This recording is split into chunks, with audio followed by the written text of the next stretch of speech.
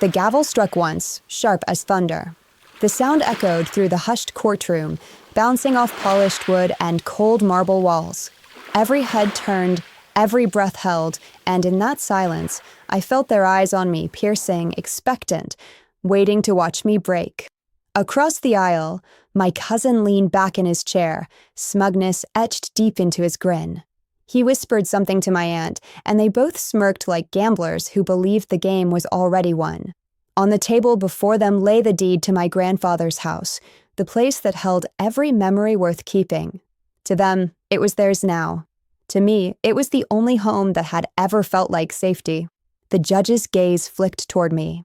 My hand tightened around the binder in my lap, its weight far heavier than paper. Inside was the proof they never expected, the secret my grandfather had entrusted only to me. Narrator, Vio, they thought this would break me. But they had no idea what was coming. And when I opened that binder, the war truly began. Before the courtroom, before the forged papers and the smirks, there was the house. Grandpa's house sat on the far edge of town, brick walls weathered but steady, ivy climbing its sides like green veins. The porch steps groaned when you walked on them, and the oak tree in the yard bent low enough to bow in the wind. For me, it wasn't just a house, it was the heart of every memory worth keeping. I spent summers chasing fireflies in the yard while Grandpa carved wood in his workshop. The air smelled of cedar and sawdust, and his calloused hands shaped pieces of nothing into something beautiful. In the winters, we huddled by the fireplace, the flames painting gold across his tired face. He would rest his hand on my shoulder and say, "One day, you'll understand why I kept this place standing." Back then, I didn't know what he meant, but I would. My family didn't see the house that way. To them, it was just an asset, something to split, sell, or brag about at church potlucks. My uncle once joked that Grandpa's house was his early retirement plan. Everyone laughed, except Grandpa. His eyes darkened, and he changed the subject. I should have paid more attention. After Grandpa passed, I stayed quiet. I wasn't loud at family dinners, wasn't greedy, and I certainly wasn't first in line with my hands out. I thought silence was strength. But in my family, silence made you invisible. My cousins were different, flashy, entitled, always jockeying for attention. They snapped selfies with Grandpa during his last days just to collect sympathy likes. At the funeral, I even caught one of them smiling while photographing his casket, as if death itself was a backdrop. When the will was read, the air in the lawyer's office was thick with perfume and anticipation. My relatives leaned forward like gamblers waiting for dice to land. And then my name. Grandpa had left me the house. For one brief second, my heart soared. The place I loved most was mine. But then came the whispers. Must be a mistake.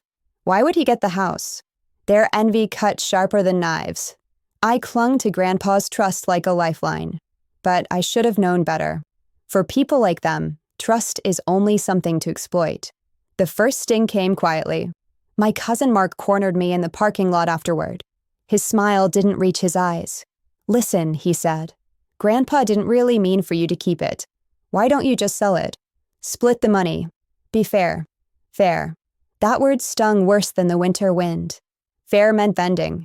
Fair meant losing the one thing Grandpa wanted me to have. I shook my head. "It's not for sale." His smile tightened into something darker. "We'll see about that." That was the first warning. Because for them, the house wasn't just brick and mortar, it was power. A symbol of who Grandpa trusted and who he didn't. And they weren't about to let me keep it. Narrator, Vio, I thought silence would keep the peace. But silence only fed their hunger. And soon, they weren't asking anymore. They were taking. It didn't take long for the pressure to begin. At first, it was the phone calls. My aunt's voice dripped with sugar, but underneath it was sharp as glass. "Sweetheart," she cooed, "that house is too much for you to handle. You work all the time. Grandpa would want the whole family to benefit, not just you." I muttered a polite no and hung up, but the calls kept coming. Then came the texts from my cousins, photos of "for sale" signs circled in red, sent with winking emojis. Subtle at first, then not so subtle. One read, This is what's coming whether you like it or not. I tried ignoring them. I buried myself in work, convinced that if I kept my head down, the storm would pass. But storms don't pass when your own blood is chasing the lightning. The whispers spread through town like smoke. At the grocery store, neighbors gave me pitying smiles, some even patting my arm like I was a confused child. "I heard you're struggling to keep up with the place," one said. Another muttered, "Such a shame. He should have sold while he could." I hadn't said a word to anyone. The lies were coming from inside my family. By spring, it escalated. My cousin Mark pulled into the driveway in his shiny car, leaning against the hood like he already owned the place. "You're wasting this," he sneered, gesturing to the porch, the garden, the oak tree. "You don't deserve it. We're putting in an offer next week. Whether you sign or not," I steadied my voice. "You can't sell what isn't yours." He smirked, tapping his phone. "Funny thing about paperwork, it's easy to make it say what you want." Fear coiled deep in my stomach that night. I stopped sleeping. Every creak of the old floorboards felt like intrusion. My body showed it, dark circles beneath my eyes, shoulders knotted with tension, hands that trembled when I reached for my morning coffee. Even my co-workers noticed. "You all right?" one asked gently. I forced a smile. "Just tired." The worst part wasn't the threats. It was the isolation. At family gatherings, conversations shifted when I entered. My chair was pushed to the edge of the table. They laughed together, whispered together, linked arms for family photos, without me. And when I tried to speak up, my voice was drowned in their chorus of denial.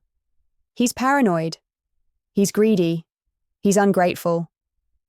One night, after Mark mocked me at dinner, calling me the squatter of Grandpa's house, I sat alone in the dark kitchen. My fists clenched against the table, close to breaking, close to believing their version of me. And then, knock, knock.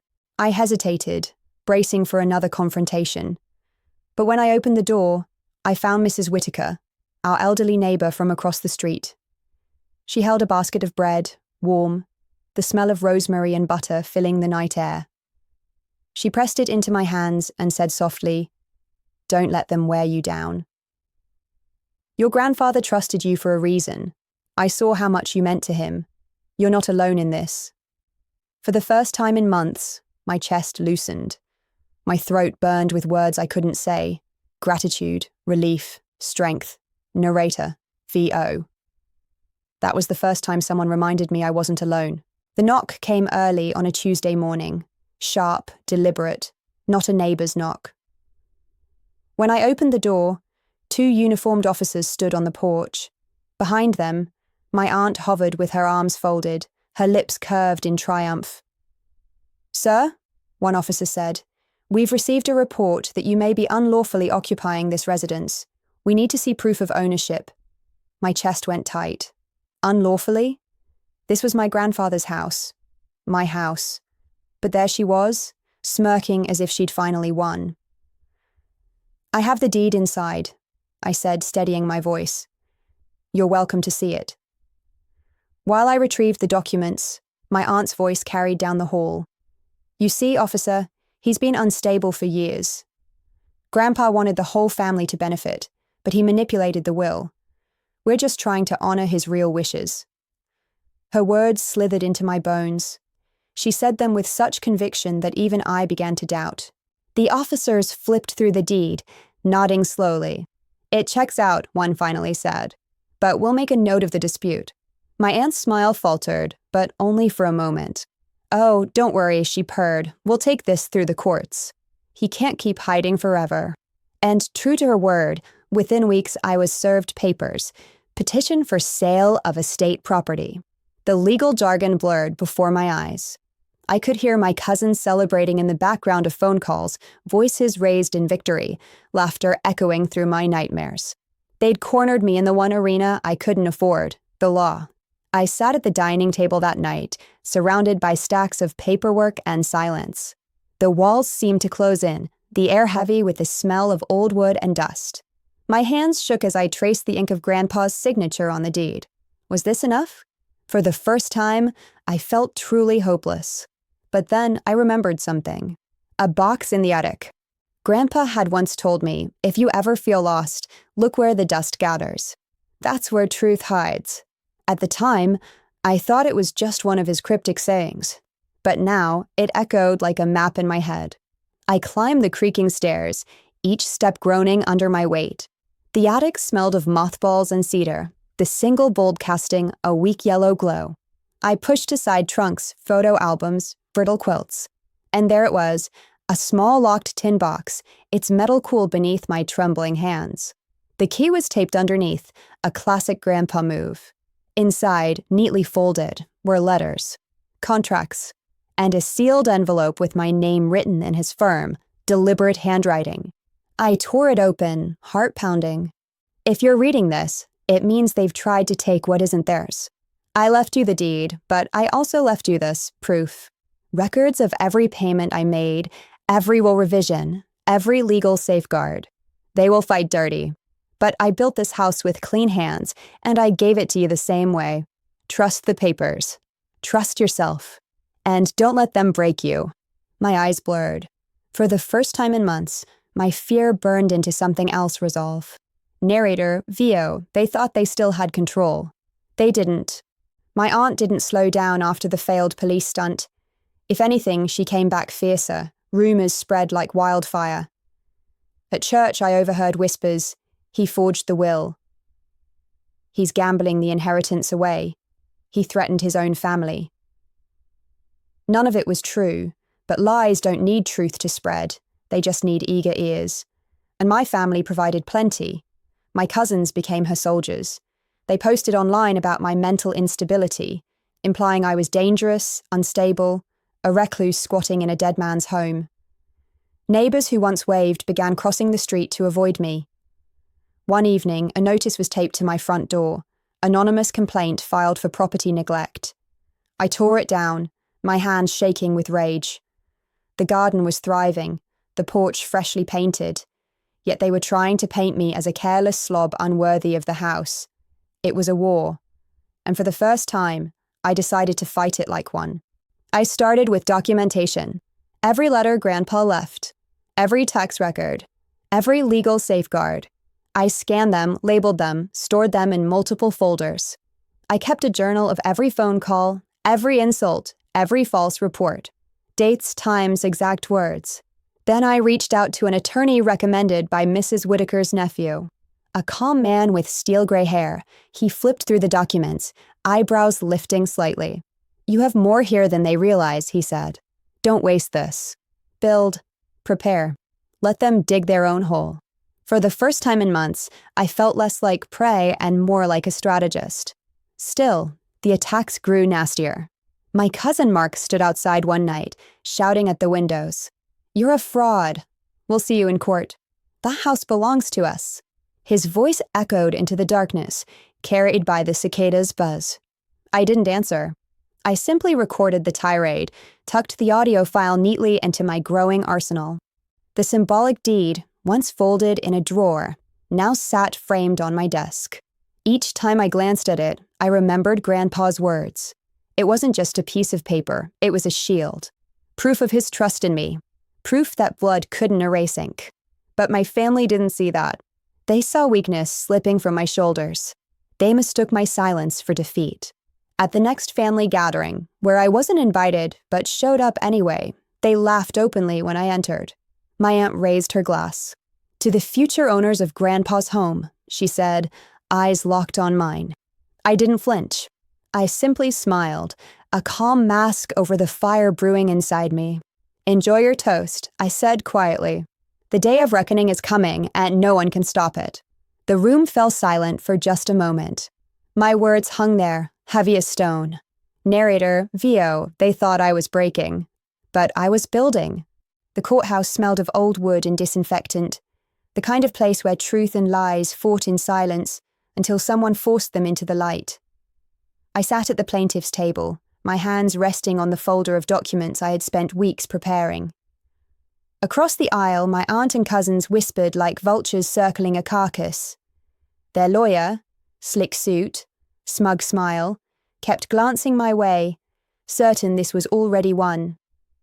The judge entered, gavel cracking the air. This court is now in session. My aunt wasted no time. Her attorney rose, his voice dripping with false concern. Your Honor, this young man has manipulated his dying grandfather into leaving him the estate.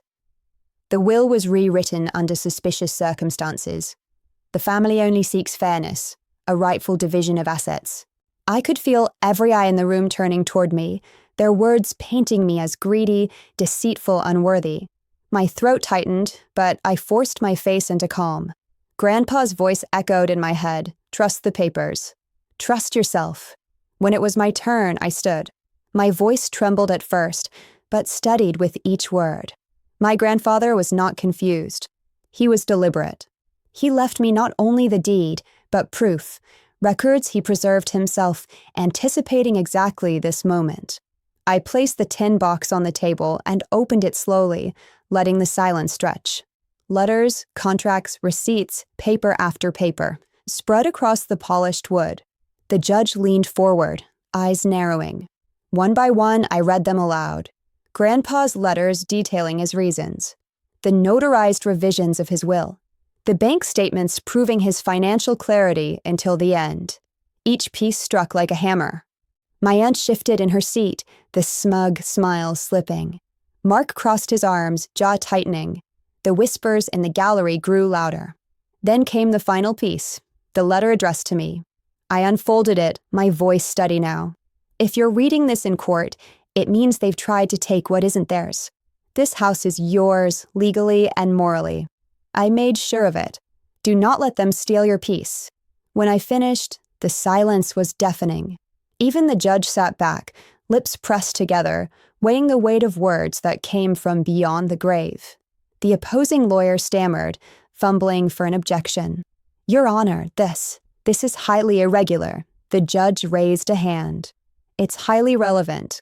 And it's binding. His gavel struck once more. This property belongs solely to the defendant. Case dismissed. The room erupted. Gasps, murmurs, a ripple of disbelief. My cousins slumped back in their seats, pale. My aunt pressed her hand to her forehead as though the world itself had betrayed her. I gathered the papers with calm precision, sliding them back into the box. Then I turned to face them. I don't want apologies, I said quietly, my voice carrying in the stunned silence. I want change. For the first time in months, I walked out of a room not as their victim, but as their equal. No, as something stronger. Narrator, VO, they tried to bury me under lies. But truth has a way of rising. And that day, it rose higher than their greed could ever reach. The days after the trial were strangely quiet. For months, my life had been filled with constant noise, accusations, threats, whispers in the grocery store aisles. But now, the silence felt different. Not heavy, not suffocating, peaceful. My aunt and cousins didn't come around anymore. Word spread quickly that they had lost in court, and whatever power they thought they had evaporated overnight. Neighbors who once avoided me began stopping by again, offering small apologies in their own awkward ways. One even baked a pie, setting it on my porch with a note, "Should have believed you." But I didn't need their apologies. What I needed was to breathe again. The first thing I did was walk through every room of the house, slowly, deliberately.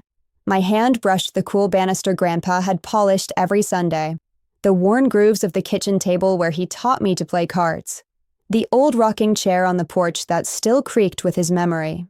This wasn't just wood and nails.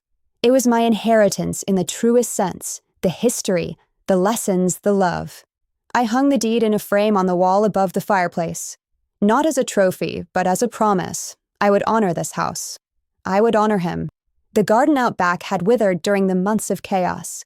Weeds crept between the rows, the soil dry and cracked.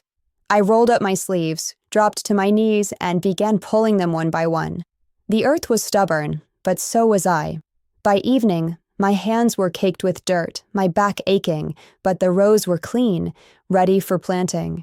Mrs. Whitaker came by with a pitcher of lemonade, her eyes warm with pride. Your grandfather would be smiling, she said softly.